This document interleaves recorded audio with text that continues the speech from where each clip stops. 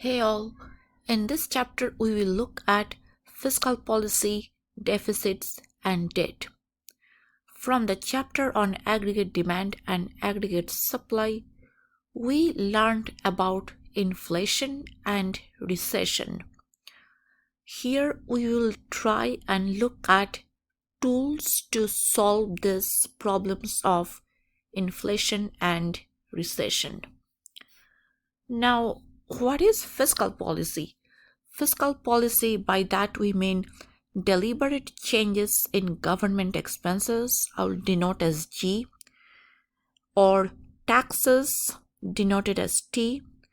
So these changes are designed to achieve full employment, control inflation, and encourage economic growth.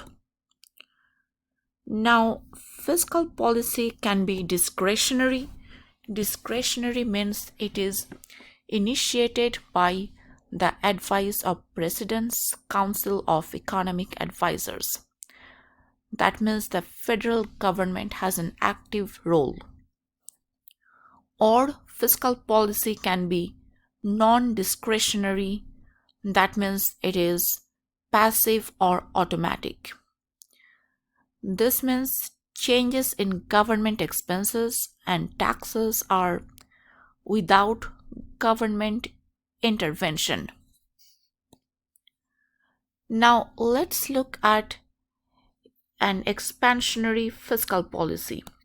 So the motive here is to increase aggregate demand and therefore increase real gross domestic product. Expansionary fiscal policy is used during a recession when the aggregate demand is too low and unemployment is too high. The tools are increase government expenses or spending, decrease taxes, or a combination of both.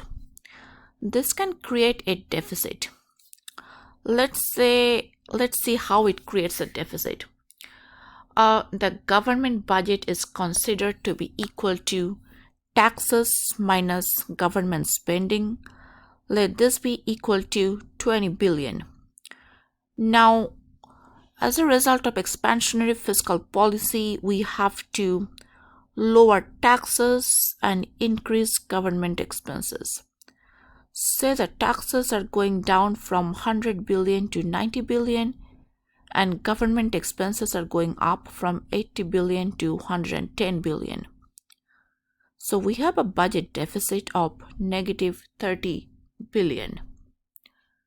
Now I want to show this to you graphically. Say we have a full employment equilibrium at point A, where the aggregate demand curve is intersecting the short-run aggregate supply curve and intersecting the long-run aggregate supply curve. So we have the usual price real GDP graph.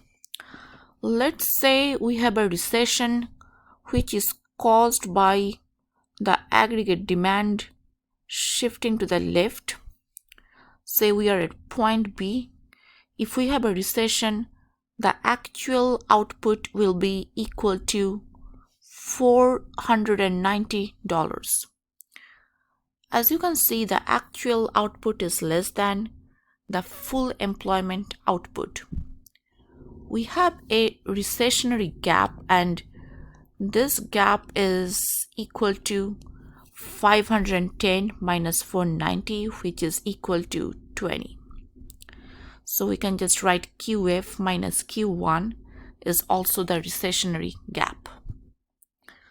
We need an expansionary fiscal policy to get out of this recessionary gap. Let's say we have an MPC of 0.75. MPC is defined as change in consumption over change in disposable income. MPC of 0.75 means if my income increases by $1, consumption will increase by 75 cents. So the federal government can either increase government expenses by 5 billion or decrease taxes by 6.67 billion. Let's see what is going on here.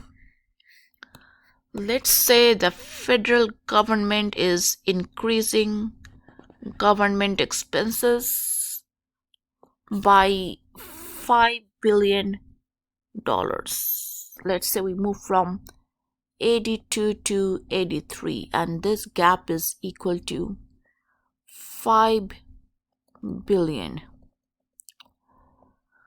Alright, so this is not really helping a lot because we have to fill up the gap of $20 billion and we just filled up this $5 billion. So what really helps here is the multiplier, and the multiplier calculation is different for the government expenses and the tax multiplier, which I'm going to show in the next slide.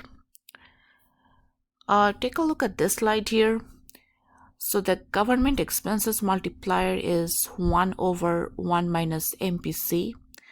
1 over 1 minus 0.75 equals 1 over 0.25. This equals 4. Final increase in aggregate demand equals multiplier times initial increase in government expenses. Multiplier is 4. From here, the initial increase in government expenses is 5 billion and we have $20 billion. That means we are filling up the recessionary gap. So we have increase in government expenses. Now let's say we have a decrease in taxes instead. So this is the formula for the tax multiplier, negative MPC over 1 minus MPC. Doing the calculation, we have this one as the tax multiplier, and the final increase in aggregate demand is equal to the tax multiplier times initial decrease in taxes. So this calculation comes out to be $20.01 billion, and here you go. We just filled up our recessionary gap. So eventually we are going to move all the way from 82 to 81 and we will fill up the recessionary gap using this multiplier, and the government expenditure multiplier, that was equal to 4. So 5 times 4, that's 20. Okay, so now I'm going to go and take a look at contractionary fiscal policy. So contractionary fiscal policy, this is used during demand pull inflation. Demand pull inflation is initiated by an increase in aggregate demand. The tools the federal government will use here are decrease in government expenses or increase in taxes or a combination of both. This contractionary fiscal policy can create a surplus in the government budget. Let's say T minus G, or the government budget, is equal to 20 billion. Now, if we increase taxes from 100 to 110 and decrease government expenses from 80 to 70, we have 40 billion, and this is a budget surplus. Now let's take a look at this graphically. So we have the usual price real gross domestic product, the 2-quadrant graph. Say the aggregate demand, aggregate supply, and long run aggregate supply are intersecting at point A with full employment output equal to $510 billion. Let's say the aggregate demand has shifted to the right. This has caused a demand pull inflation, and the actual output is now $522 billion. So we have an inflationary gap by the amount of 522 minus 510, or we can just write here as Q1 minus QF, and that's equal to $12 billion. So inflationary gap because actual output is greater than full employment output. So here we need to lower or decrease aggregate demand. Just note something here.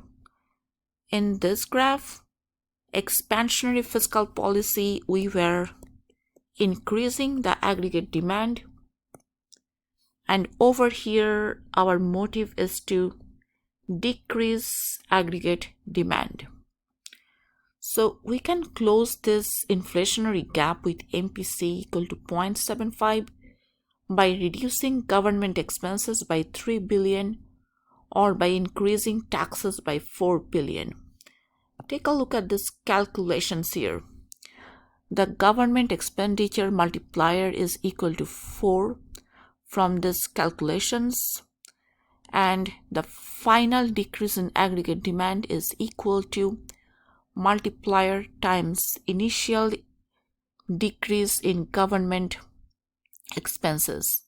So this comes out to be 4 times 3, that's 12 billion, and that's the inflationary gap. Or we can increase taxes. This is the tax multiplier here, MPC over 1 minus MPC, and the value here is 3. So the final decrease in aggregate demand due to increase in personal taxes is equal to multiplier times initial increase in taxes.